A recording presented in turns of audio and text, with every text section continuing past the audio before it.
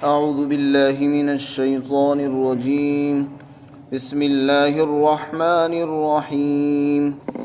قل الحمد لله وسلام على عباده الذين اصطفى الله خير أما يشركون أمن خلق السماوات والأرض وأنزل لكم من السماء ماء فأنبتنا به حدائق ذات بهجة ما كان لكم أن تنبتوا شجرها أإله مع الله بل هم قوم يعدلون أمن جعل الأرض قرارا وجعل خلالها أنهارا وجعل لها رواسي وجعل بين البحرين حاجزا أإله مع الله بل أكثرهم لا يعلمون أمن يجيب المضطر إذا دعاه ويكشف السوء ويجعلكم خلفاء الأرض أإله مع الله قليلا ما تذكرون أمن يهديكم في ظلمات البر والبحر ومن يرسل الرياح بشرا بين يدي رحمته أإله مع الله تعالى الله عما يشركون أمن يبدأ الخلق ثم يعيده ومن يرزقكم من السماء والأرض أإله مع الله قل هاتوا برهانكم إن كنتم صادقين قل لا يعلم من في السماوات والأرض الغيب إلا الله وما يشعرون أيان يبعثون بل ادارك علمهم في الآخرة بل هم في شك منها بل هم منها عمون. اے پیغمبر صلی اللہ علیہ وسلم، آپ کہہ دو تمام تعریفیں اللہ کے لیے ہیں اور درود و سلام نازل ہو اللہ کے ان بندوں پر جس کو اس نے منتخب فرمایا ہے۔ کیا اللہ بہتر ہے یا وہ معبود بہتر ہیں جنہیں یہ مشرک شریک اللہ کے ساتھ شریک کرتے ہیں؟ بھلا کیا وہ ذات جس نے تمام آسمانوں کو زمین کو پیدا فرمایا اور تمہارے لیے آسمان سے پانی کو اتارا اور پھر اسی پانی سے رونق والے باغات پیدا فرما دیے ہم نے، کیا وہ ذات اس ذات کے برابر ہو سکتی ہے جو کسی چیز پر قدرت نہیں رکھتا؟ ما کان لکم، اور تمہارے بس میں نہیں تھا کہ تم ان کے درختوں کو اگا سکتے تھے، یعنی تمہارے بس میں نہیں ہے کہ تم ان کے درختوں کو اگا سکو۔ کیا اللہ کے ساتھ کوئی اور معبود بھی ہے؟ ایسا نہیں ہے، بلکہ یہ لوگ وہ ہیں جو راہ حق سے ہٹے ہوئے ہیں اور دوسرے خداؤں کو اللہ کے برابر قرار دیتے ہیں۔ کیا وہ ذات جس نے زمین کو ٹھہرا ہوا بنایا اور اس زمین کے درمیان نہریں بنائی اور اس زمین کے اندر پہاڑ بنائے اور دو دریاؤں کے درمیان ایک آڑ بنا دی، کیا وہ ذات اس شخص کے برابر ہو سکتی ہے جو کسی چیز پر قدرت نہیں رکھتا؟ کیا اللہ کے ساتھ کوئی اور معبود ہے؟ بلکہ اکثر لوگ نہیں جانتے۔ کیا وہ ذات جو مجبور پریشان حال آدمی کی دعا کو قبول کرتا ہے اور سنتا ہے جب وہ اس کو پکارتا ہے اور اس سے بدحالی کو اور پریشانی کو دور کر دیتا ہے اور تم کو زمین کے اندر اپنا نائب اور خلیفہ بناتا ہے؟ کیا اللہ کے ساتھ کوئی اور معبود بھی ہے؟ بلکہ بات یہ ہے کہ تم لوگ بہت کم نصیحت حاصل کرتے ہو۔ کیا وہ ذات جو تمہیں خشکی اور سمندر کی اندھیریوں میں راستہ دکھاتا ہے اور جو ہواؤں کو بھیجتا ہے اپنی رحمت یعنی بارش سے پہلے خوشخبری بنا کر، کیا اللہ کے ساتھ کوئی اور معبود بھی ہے؟ بلکہ بات یہ ہے کہ اللہ تعالیٰ ان تمام چیزوں سے بلند و بالا و برتر ہے جس کو یہ مشرک شریک کرتے ہیں۔ کیا وہ ذات جو مخلوق کو پہلی مرتبہ پیدا کرتا ہے پھر اس کو دوبارہ زندہ کرے گا، اور وہ جو تم کو آسمان و زمین سے رزق عطا فرماتا ہے، کیا وہ اس کے برابر ہو سکتا ہے جو کچھ بھی نہیں کر سکتا؟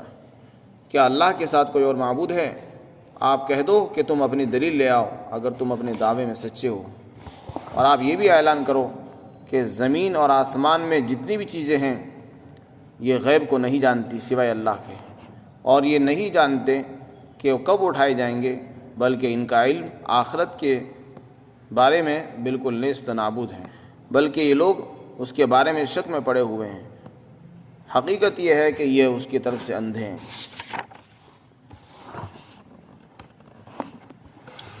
یہاں پر اللہ رب العزت نے توحید کے دلائل کو ذکر فرمایا ہے۔ توحید کے معنی ہے اللہ کو ایک ماننا۔ یہ اسلام کا بنیادی عقیدہ ہے۔ یہ وہ عقیدہ ہے جس پر تمام انبیاء اکرام، تمام شریعتیں، تمام زمانے متفق ہیں۔ یعنی حضرت آدم علیہ السلام سے لے کر قیامت تک یہی عقیدہ ہے، اور یہی عقیدہ رہا ہے اور رہے گا، یعنی اللہ ایک ہے۔ سارے نبیوں نے اسی کی دعوت دی ہے کہ خدا، ساری مخلوق کا خدا ایک ہی ہے، اور وہی رب ہے، وہی خالق اور مالک ہے، اس کے سوا کوئی بھی عبادت کے لائق نہیں ہے۔ اس کو توحید کہتے ہیں، اللہ کو ایک ماننا، اور اس کی خدائی میں کسی کو شریک کرنا، یعنی یہ کہنا کہ جیسے اللہ کو قدرت حاصل ہے اسی طرح مخلوق کو بھی قدرت حاصل ہے، جیسے اللہ تعالیٰ دعائیں قبول کرتا ہے اسی طرح فلاں خواجہ پیر بھی دعائیں قبول کرتے ہیں، جیسے اللہ کام بنا دیتا ہے اسی طرح فلاں کے دربار میں جانے سے بھی کام بن جاتے ہیں۔ اس کو شرک کہتے ہیں۔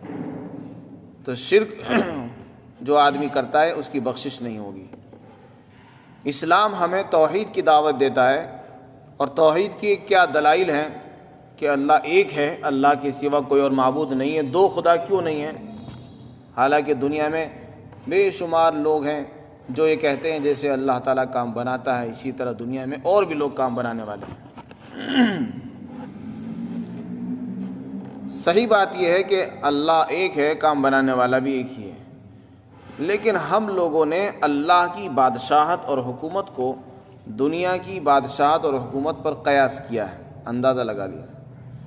ہم لوگ چونکہ دنیا میں رہتے ہیں اور ہم دیکھتے ہیں کہ یہاں ایک بڑا صدر ہوتا ہے، ایک وزیر اعظم ہوتا ہے، اس کے چھوٹے چھوٹے وزیر ہوتے ہیں۔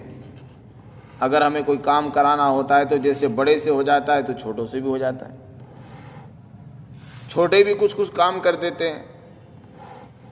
تو ہم نے دنیا کی حکومتوں پر اللہ کی حکومت کو قیاس کر کے یہ کہہ دیا جیسے اللہ تعالیٰ کام بنانے والے ہیں اسی طرح جو اللہ کے نائبین ہیں، یعنی اللہ کی طرف سے برگزیدہ بندے، انبیاء کرام، اولیاء اللہ، یہ بھی کام بنانے والے ہیں۔ تو اللہ کی ذات کو دنیا کے بادشاہوں پر قیاس نہیں کیا جا سکتا۔ دنیا کے جو بادشاہ ہیں وہ حقیقت میں اللہ کے بندے ہیں، مخلوق ہیں، وہ محتاج ہیں، اللہ محتاج نہیں ہے، اور ان کی حکومت وقتی ہے، فنا ہو جانے والی ہے، اور اللہ کی بادشاہت کبھی فنا ہونے والی نہیں ہے بلکہ دائمی اور ہمیشہ رہنے والی ہے۔ اور ایک ایسی ذات جو ہمیشہ سے ہے اور ہمیشہ رہے گی، بھلا اس کو ایک مخلوق اور بندے پر کیسے قیاس کیا جا سکتا ہے؟ تو اس لیے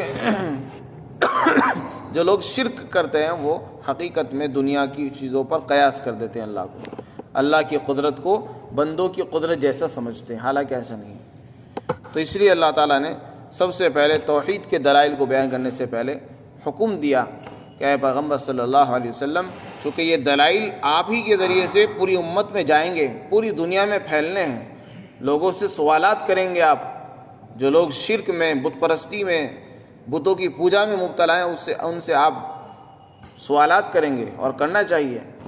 تو اس لیے ان سے پہلے آپ اللہ کی حمد بیان کریں اور انبیاء اکرام پر درود بھیجیے، اللہ کے برگزیدہ بندوں پر۔ علماء نے لکھا ہے کہ یہی خطبے کی سنت بھی ہے، یعنی جب آدمی کوئی خطبہ پیش کرے، کوئی تقریر کرے، کوئی بیان کرے تو سب سے پہلے اللہ کی حمد و ثنا بیان کرے۔ الحمدللہ وسلام علی عبادہ الذین اصطفیٰ، قرآن کریم نے اسی کی تعلیم دی ہے۔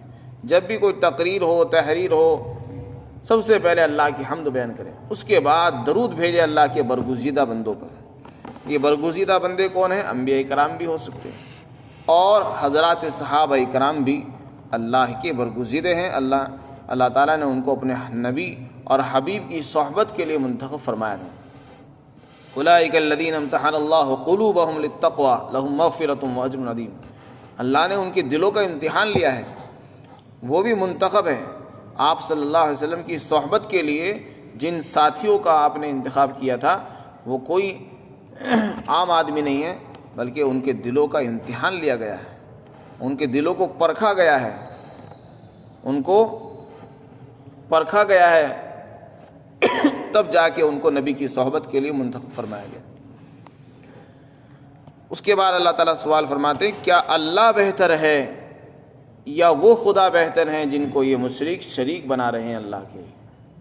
ظاہر سی بات ہے دونوں برابر ہو ہی نہیں سکتے، تو پھر جب دونوں برابر ہو نہیں سکتے تو یہ دعویٰ کرنا کہ جیسے اللہ کام بنانے والا ہے اسی طرح یہ بت بھی کام بنانے والے ہیں، یہ بہت ہی بودا اور بہت ہی کمزور عقیدہ ہے، اور انسان کی کم عقلی ہر حماقت کی دلیل ہے۔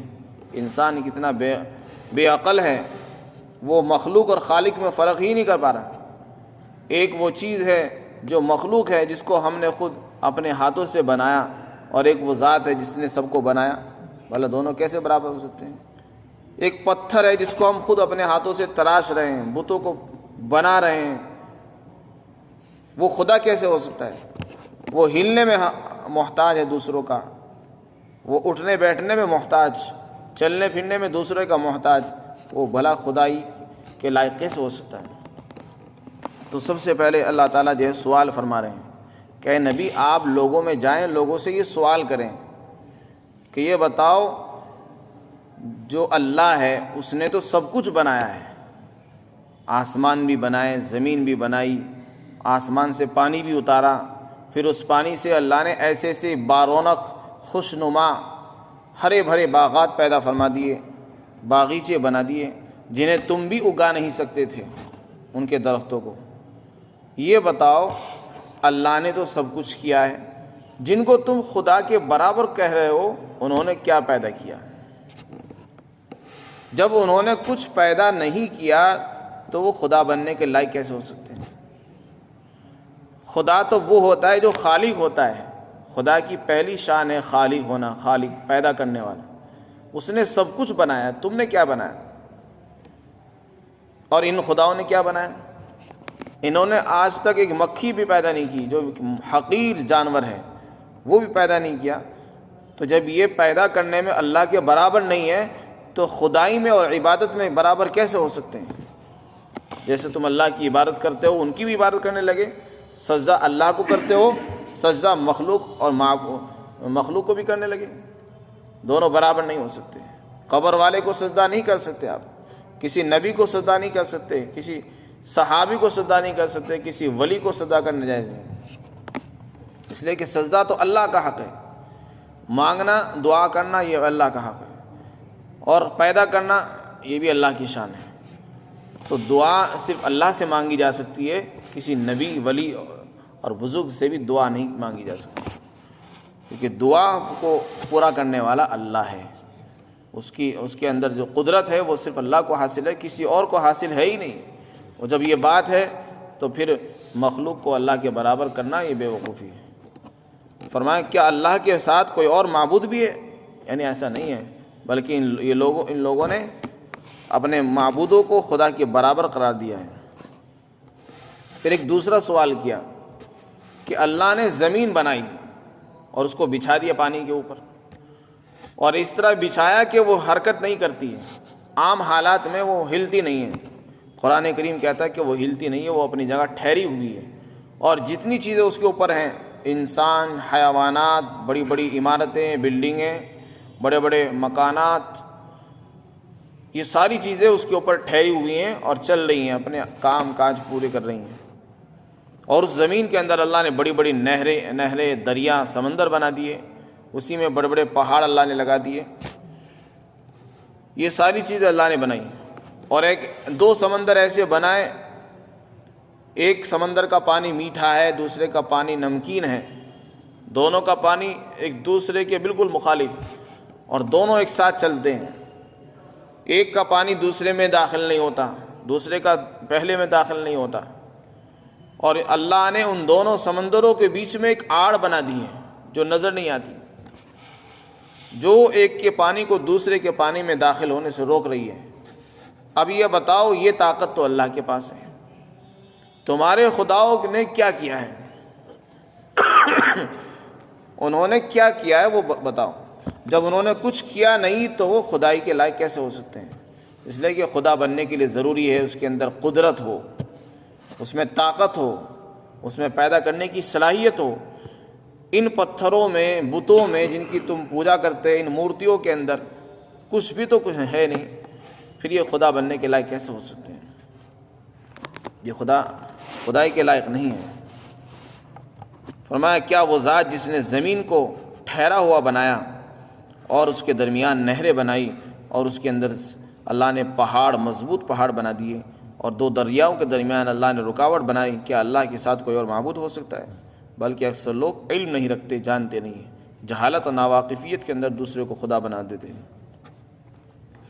پھر آگے سوال کیا، تیسرا سوال کہ یہ بھی پوچھو جب ایک انسان مجبور ہو جاتا ہے، پریشان ہو جاتا ہے، زندگی سے مایوس ہو جاتا ہے اور بالکل بے بس اور عاجز ہو جاتا ہے، عاجزی اور بے بسی اور بے قراری کے اندر جب وہ پکارتا ہے تو اللہ ہی سنتا ہے، کوئی بت اور مورتی نہیں سنتی۔ جب آدمی پریشان ہوتا ہے، مثلا کوئی آدمی کسی طوفان میں پھنس جائے، زلزلے میں پھنس گیا، یا کسی تنہائی میں، جنگل میں اکیلا تنہا رہ جائے، اس وقت جب اللہ کو پکارتا ہے، اپنے رب کو پکارتا ہے، تو سننے والا صرف ایک ہی ہے اور وہ اللہ ہے۔ تو توحید کے معنی ہے اللہ کو ایک ماننا۔ اللہ ایک ہے، اس کی کیا دلیل ہے؟ اس کی دلیل یہی ہے کہ یہ ساری کائنات کو جو پیدا کیا وہ اللہ نے کیا۔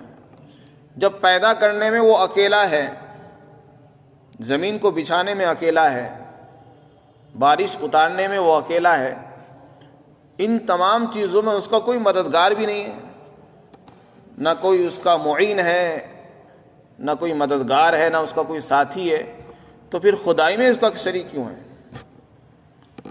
تو بس یہ توحید کی دلیل ہے۔ اللہ تعالیٰ بتاتے ہیں کہ جب اس کی تخلیق میں کوئی شریک نہیں ہے اور اس کی قدرت میں اس کا کوئی ثانی نہیں ہے، تو خدائی میں بھی اس کا کوئی ثانی نہیں ہے۔ یہ اس کی دلیل ہے اللہ کے ایک ہونے کی۔ معبود ایک ہی ہے، اسی کی عبادت ہوگی، اس کی دلیل یہ ہے کیونکہ ساری کائنات کو اسی نے بنایا۔ اس کے بنانے میں کوئی دوسرا ساتھی نہیں تھا اس کا، نہ کوئی شریک تھا۔ زمین کو بچھانے میں کوئی شریک نہیں ہے، بارش کو اتارنے میں اس کا کوئی ساتھی نہیں ہے، اور جب کوئی پریشان ہوتا ہے اس کی پکار کو سننے والا صرف وہی ہوتا ہے، اکیلا کوئی اور نہیں ہوتا۔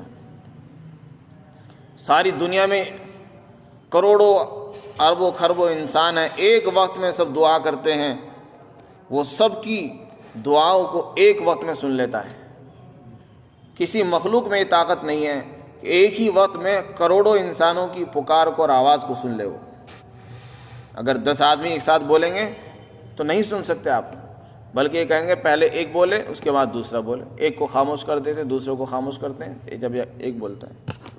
اللہ کے اندر وہ طاقت ہے جو سب کی آواز کو، سب کی پکار کو ایک ساتھ سنتا ہے اور ایک ہی وقت میں سب کی دعا کو قبول بھی کرتا ہے، سنتا بھی ہے، قبول بھی کرتا ہے۔ بتاؤ یہ طاقت کسی اور میں ہے؟ جب کسی اور میں ہے نہیں تو وہ خدا بننے کے لائق کیسے ہو سکتا ہے؟ تو خدا یوں ہی تھوڑی بنایا جاتا ہے۔ خدا بننے کے لیے کچھ صفات چاہیے، خدا بننے کے لیے کچھ اوصاف اور کمالات ہونے چاہیے، وہ کمالات کسی اور میں ہے نہیں تو وہ خدا کیسے ہو سکتے ہیں؟ تو یہ ساری چیزیں صرف اللہ کے اندر ہیں، تو اسی کا نام ہے توحید۔ اللہ تعالیٰ فرماتے ہیں کیا وہ ذات جو مجبور آدمی کی دعا کو سنتا ہے جب وہ پکارتا ہے اور اس سے مصیبت کو دور کر دیتا ہے، اور تم کو اللہ تعالیٰ خلیفہ اور نائب بناتا زمین کے اندر، یعنی پہلے بادشاہ چلے جاتے ہیں، پہلے لوگ جن کا تسلط زمین پر تھا ان کی حکومتیں چلی گئی، وہ چلے گئے، اب بعد میں دوسرے لوگ آ جاتے۔ ایک سلسلہ چلا آ رہا ہے، پہلے حکومتیں کسی اور کی تھی، وہ چلے گئے، زمین پر کوئی اور قابض تھا، ان کا تسلط اقتدار ختم ہوا، اب دوسری نسل تیار ہو گئی۔ تو اس طریقے سے اللہ تعالیٰ دوسرے لوگوں کو نائب خلیفہ بنا دیتے ہیں۔ یہ طاقت صرف اللہ کے ہاتھ میں ہے، کسی اور کے پاس نہیں۔ اسی طرح اللہ تعالیٰ فرماتے ہیں ایک انسان جنگل میں، بیابان میں، رات کے اندھیرے میں چل رہا ہو، ایک آدمی سمندر کا سفر کر رہا ہو اور رات کا اندھیرا چھایا ہوا ہو اور اسے اپنی منزل معلوم نہ ہو کہ مجھے کہاں جانا ہے، رات کا اندھیرا ہو، اسے معلوم ہی نہیں مجھے ادھر جانا ادھر جانا. یہ بتاؤ اس رات کے اندھیرے میں راستہ تمہیں کون بتاتا ہے؟ آج تو ترقی یافتہ دور ہے. پہلے زمانے میں لوگ سمندروں کا سفر کرتے تھے، کشتیوں میں، جہازوں میں سفر کرتے تھے، جنگلات کا سفر کرتے تھے، جب نہ ہائی وے ہوتے تھے، نہ روڈ ہوا کرتے تھے، سڑکیں نہیں ہوا کرتی تھی، نہ یہ پتہ چلتا تھا کہ ہمیں جانا کہاں ہے، منزل معلوم نہیں ہوتی تھی. تو اس زمانے میں لوگ ستاروں سے راستے معلوم کرتے تھے. ستاروں کے بارے میں وہ جانتے تھے کہ یہ ستارہ مشرق میں ہے، یہ مغرب میں ہے، لہذا ستاروں کو دیکھ کر راستے حاصل کرتے تھے. تو اللہ تعالیٰ فرماتے کہ دیکھو خشکی اور سمندر کے یعنی بری خشکی اور پانی کے اندھیریوں میں تمہیں کون راستہ بتاتا ہے؟ جب تم جنگل میں بھٹک جاؤ تمہیں کیسے پتہ چلتا ہے کہ مشرق کدھر ہے مغرب کدھر ہے؟ اس کی سمت ہم ہی تو بتاتے ہیں. سورج کو دیکھ کر انسان پہچان جاتا ہے، چاند کو دیکھ کر انسان پہچان لیتا ہے کہ ہاں اب یہ مشرق کی طرف کو چل رہا ہے، یہ مغرب کی طرف کو جا رہا ہے، یہ مشرق ادھر ہے اور مغرب ادھر ہے، پورب ادھر ہے پچھم ادھر ہے. تو یہ سب چیزیں اللہ کی بنائی ہوئی ہیں، ان سے انسان راستہ طے کرتا ہے، اپنی منزل طے کر لیتا ہے. تو یہ بنانے والا کون ہے؟ راستہ بتانے والا کون ہے؟ وہ اللہ ہے. یہ کام بتاؤ تمہارے معبودوں نے کیا؟ جب تمہارے معبود اس کام کو کر نہیں سکتے تو وہ خدا بننے کے لائق کیسے ہیں؟ فرمایا اسی طرح جب بارش ہوتی ہے تو ابھی آپ کو پتہ نہیں، آپ کمرے میں بیٹھے ہیں، بارش ہوگی نہیں ہوگی، اللہ تعالیٰ پیشگی ایڈوانس خوشخبری کے طور پر اللہ تعالیٰ ہوائیں بھیجتا ہے. ٹھنڈی ٹھنڈی ہوائیں چلتی ہیں اور انسان سمجھ جاتا ہے کہ ہاں بارش ہونے والی ہے، حالانکہ بھی بارش کچھ نہیں ہوئی ہے، نہ پانی کی بوند کا کوئی نام و نشان ہے، لیکن ٹھنڈی ٹھنڈی ہوائیں ایسی بھیجتا ہے کہ انسان سمجھ جاتا ہے کہ دیکھو بہار آنے والی ہے، اللہ کی طرف سے رحمتیں نازل ہونے والی ہیں. تو یہ طاقت کس کے پاس ہے؟ بتاؤ تمہارے بتوں نے کبھی بارش کے لیے ہوائیں بھیجی ہے یا بارش بھیجی ہو؟ فرمایا کیا وہ ذات جو ہواؤں کو بھیجتا ہے، جو ہواؤں کو بھیجتی ہے خوشخبری بنا کر اپنی رحمت کے نازل ہونے سے پہلے، کیا اس کے ساتھ کوئی اور برابر ہو سکتا ہے؟ اللہ تعالیٰ بری ہیں ان تمام چیزوں سے جس کو یہ شریک کر رہے ہیں. اسی طرح اللہ تعالیٰ ایک اور اعلان فرما رہے ہیں، انسان کو اللہ نے پہلی مرتبہ پیدا کیا جبکہ انسان کچھ بھی نہیں تھا، نہ کوئی نمونہ تھا. آدم علیہ السلام کو پیدا کیا، اور جب انسان مر جائے گا، مر کر قبر میں چلا جائے گا، قبر میں جانے کے بعد جب قیامت آئے گی، سور پھونکا جائے گا تو دوبارہ اس کو زندہ فرمائیں گے. اس کی ہڈیاں بالکل ختم ہو چکی ہوں گی، ان ساری چیزوں کو دوبارہ جوڑ کر دوبارہ ایک نیا انسان اسی انسان کو کھڑا کر دیا جائے گا. حالانکہ قبر میں جانے کے بعد اس کی ہڈیاں گل گئی، اس کے چمڑے، اس کے گوشت وہ سب ختم ہو چکے تھے، لیکن اللہ تعالیٰ دوبارہ اس کو پیدا فرما دیں گے. تو بتاؤ یہ طاقت کسی میں ہے؟ اللہ وہ ہے جس نے پہلی مرتبہ پیدا کیا، دوبارہ بھی پیدا کرے گا، اور تم کو آسمان اور زمین سے روزی عطا فرماتا ہے. بتاؤ اس کے ساتھ کوئی اور معبود ہو سکتا ہے؟ اور اگر تمہیں ابھی بھی یقین نہیں آ رہا ہے اور ابھی بھی تم اپنی بات پر اڑے ہوئے ہو کہ نہیں اللہ، جیسے اللہ تعالیٰ کو قدرت حاصل ہے اسی طرح کسی اور کو بھی ہے، تو پھر اپنی دلیل پیش کرو. اللہ تعالیٰ فرماتے اب آپ ان سے کہو شرک کے دلائل پیش کرو. ہم نے تو توحید کے دلائل پیش کر دیے، اللہ کے ایک ہونے پر دلیل پیش کی ہے، اب تم اپنی دلیل پیش کرو. بتاؤ اللہ کے ساتھ جو شرک کرتے ہو اس کی کیا دلیل ہے؟ کہاں ہے؟ قرآن میں ہے، حدیث میں ہے، تورات میں ہے، انجیل میں ہے، زبور میں، کسی بھی کتاب میں ہو تو لے آؤ. اگر اب تم اپنے دعوے میں سچے ہو، ظاہر سی بات ہے کسی کے پاس شرک کی کوئی دلیل نہیں ہے، نہ اللہ نے اتاری ہے. پھر ایک اور اعلان فرماتے ہیں اللہ تعالیٰ کہ اے نبی آپ یہ بھی اعلان کرو زمین اور آسمان میں جتنی بھی چیزیں ہیں اس میں انسان بھی ہے، نبی بھی ہے، اس میں جنات بھی ہیں اس میں. فرمایا ان میں سے کوئی بھی غیب کا علم نہیں جانتا. یہ بہت بڑی بات ہے جو اللہ تعالیٰ نے فرمایا. بہت سے لوگ وہ ہیں جو جنات کے بارے میں یہ عقیدہ رکھتے ہیں کہ جنات کو غیب کا علم ہے، جنات کو زمین کے خزانوں کا پتہ ہے، زمین میں خزانے کہاں رکھے ہوئے ہیں، سونا کہاں دبا ہوا ہے، اور اسی سے لوگوں کا بیوقوف بناتے تھے. موکل کو پتہ ہے کہاں خزانہ ہے. اگر اس طرح ہوا کرتا پھر تو سب سے زیادہ مالدار جنات ہی ہوا کرتے, انسان کے پاس تو کچھ بھی نہ ہوتا.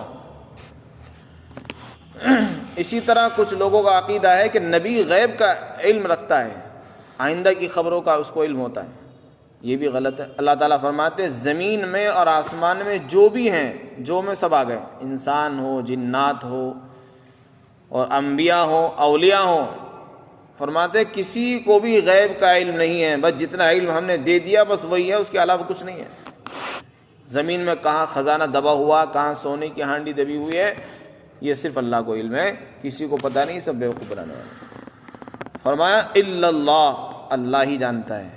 انہیں تو یہ بھی خبر نہیں کہ دوبارہ کب اٹھنا ہے, مرنے کا بھی پتہ نہیں کہ مرنے کے بعد کب مریں گے, اور مرنے کے بعد کب دوبارہ قبروں سے اٹھیں گے, اس کا بھی کسی کو علم نہیں ہے.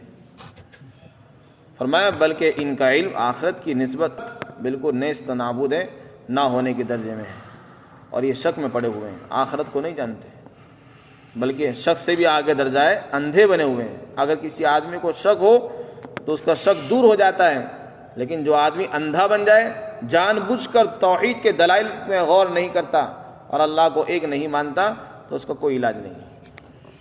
اللہ تعالیٰ ہم سب کو سمجھ عطا فرمائے.